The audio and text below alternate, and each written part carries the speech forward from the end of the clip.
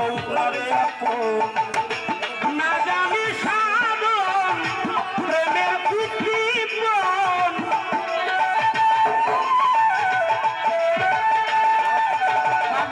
না জানি সাধন প্রেমের পুত্রীপন কেন কি ফলে প্রেম রোপণ করিলাম ও মধুর না জেনে না বুঝে না রে ভালোবাসিলাম জীবনে না জেনে না বুঝে করে ভালোবাসিলাম